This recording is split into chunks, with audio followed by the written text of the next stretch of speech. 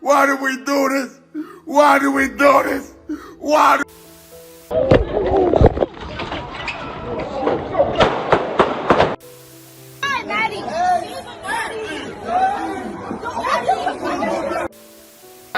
Yo, you hear me? It's done. This version of me is done. It's done. It's done. It's done. It's done. It's done. That's Takeoff. Takeoff, le rappeur du groupe Migos, est mort. Assassiné pour une raison terrible qui, moi, personnellement, me dégoûte. Et tu vas la découvrir dans cette vidéo.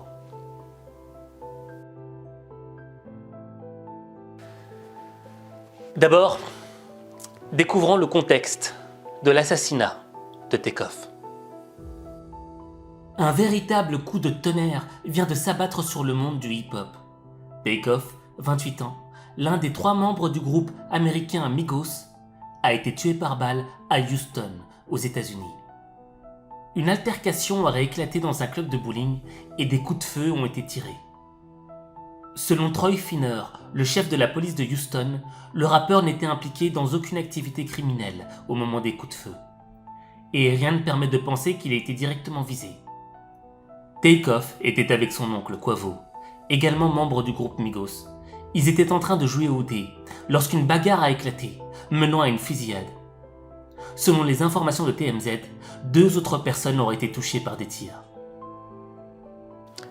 Et là, on pourrait se dire, un jeune homme de 28 ans, qui était millionnaire, est mort pour un jeu de dés. Ça paraît stupide, ça paraît idiot de mourir pour un jeu de dés. Mais la vérité est bien plus terrible et plus profonde que ce que l'on pense.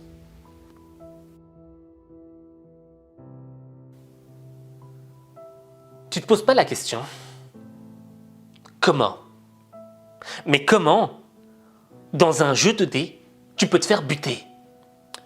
Eh bien la réponse, tu vas la découvrir dans cet extrait vidéo où l'on découvre Takeoff quelques instants avant sa mort.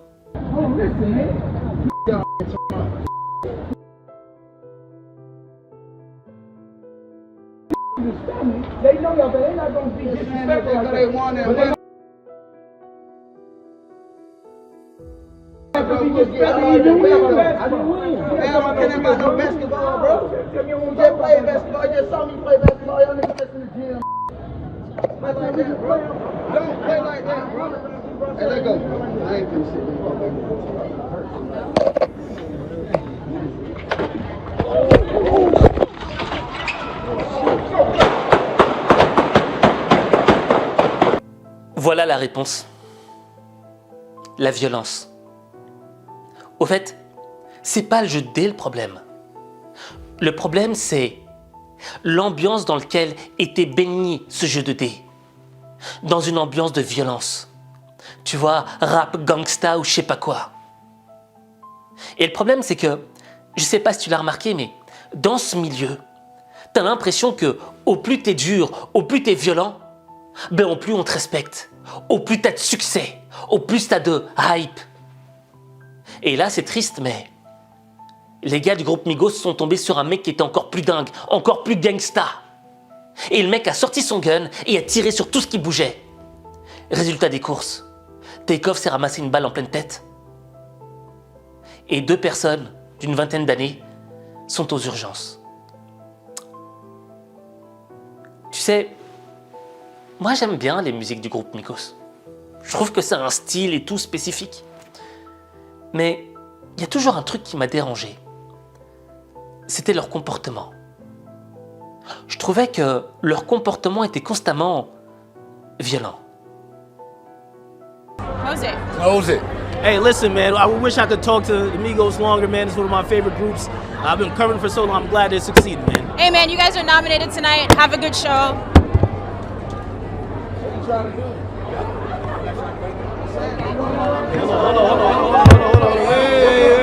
Wait. No. Wait. Where's their security guard? Where's their security guard?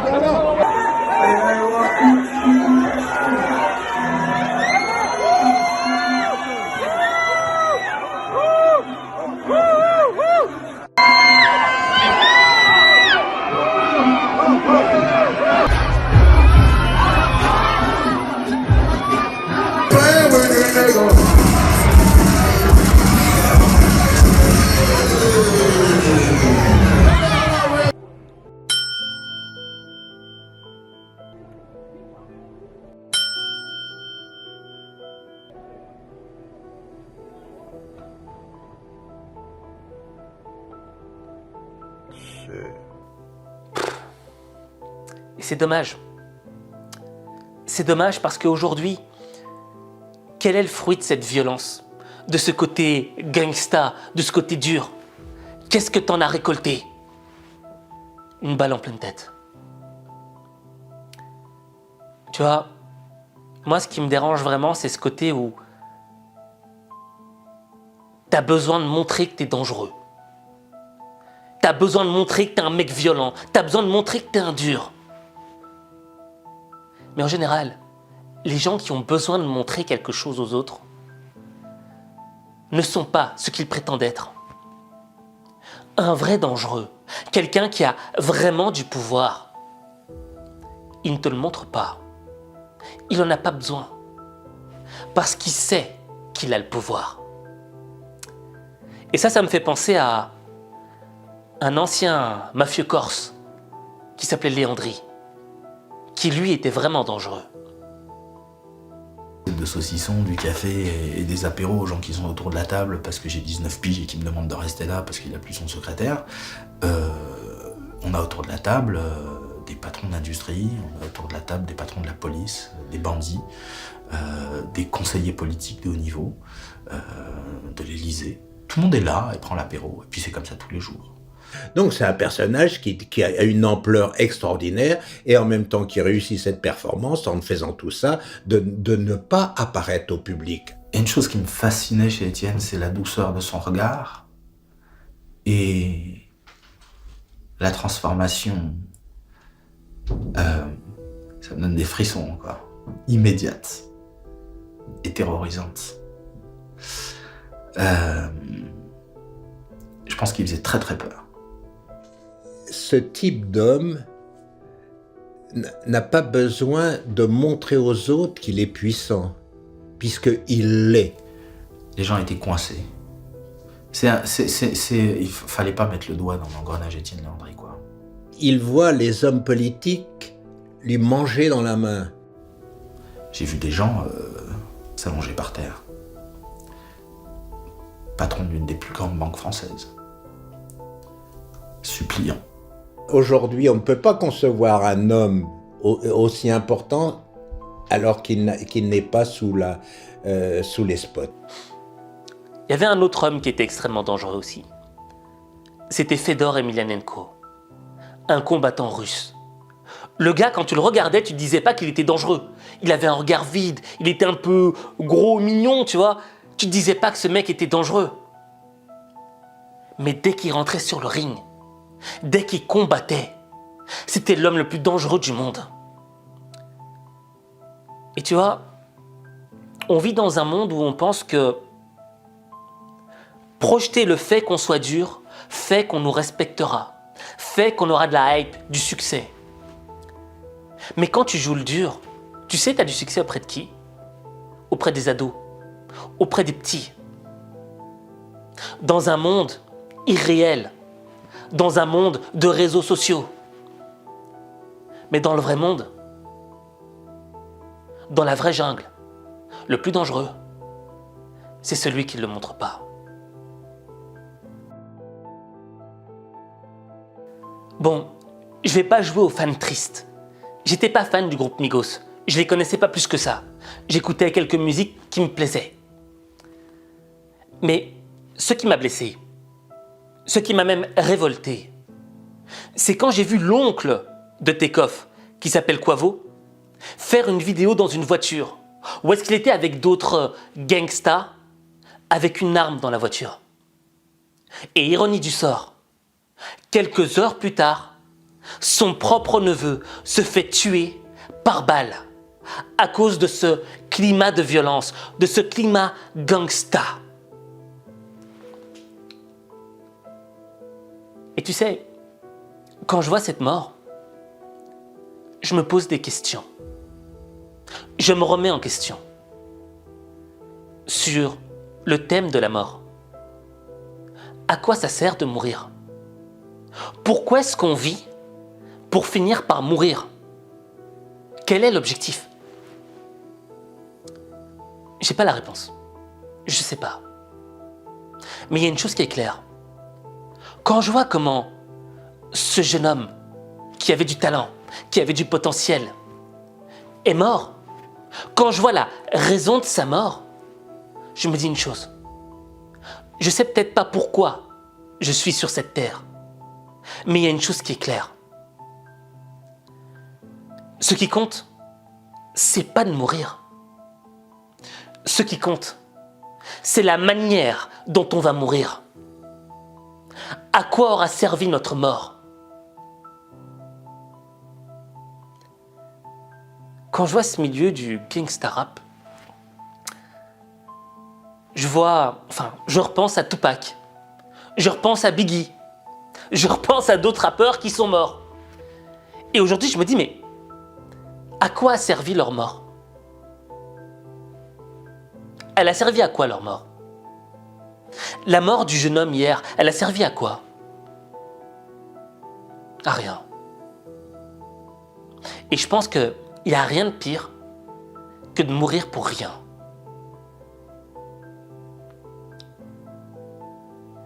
Et je pense qu'une des manières d'éviter de mourir pour rien, c'est de bien choisir son entourage, son environnement. Parce que tu vois, moi,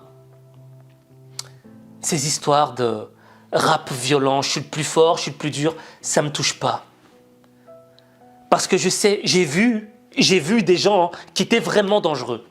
Un jour, j'ai marché avec quelqu'un dans la rue qui était vraiment dangereux. Je sais c'est quoi être dangereux. Et c'est pas être un rappeur. Un rappeur, c'est un artiste. C'est quelqu'un qui apporte de la vibe, qui te donne envie de danser, que tu écoutes quand tu fais du sport. Mais quand le message commence à être dans la violence, ça empoisonne l'esprit des plus jeunes, des plus faibles, qui pensent que être violent, c'est être fort, c'est être respecté, alors que ça n'a rien à voir. C'est le meilleur moyen de gâcher sa vie. Tupac, Biggie, Takeoff, vie gâchée. Pour des questions d'ego stupides. La vérité, c'est que ce qui doit se propager dans ton esprit, c'est de te dire comment est-ce que je peux faire naître le vrai moi? Comment est-ce que je peux faire naître un truc au fond de moi tellement fort que je peux être capable de faire tout ce que je veux dans ma vie? Que je puisse être capable de combattre chaque épreuve, chaque obstacle, de toujours me relever et d'aller de l'avant. Ça, c'est challengeant. Ça, c'est faire quelque chose de sa vie. Traverser les épreuves, devenir plus fort et apporter de la lumière dans la vie des autres. Et pas des ténèbres. Et je vais être très clair avec toi. Je sais que moi-même, tu vois, j'écoutais des trucs de rap et tout, et parfois je me disais, mais c'est idiot, pourquoi tant de violence, pourquoi tant de trucs? Et ça t'imprègne. Mais aujourd'hui, tu dois prendre une décision. Tu dois choisir l'environnement dans lequel tu baignes.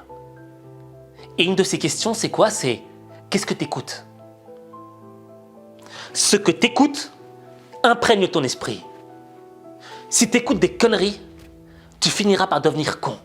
Si tu regardes des conneries, tu finiras par devenir con ou conne. Garanti, promis. Mais si tu écoutes ou que tu regardes des choses qui t'élèvent, tu vas te grandir. Et tu transformeras ta vie. Mais ta vie, il n'y a que toi qui peux la transformer. Il n'y a que toi.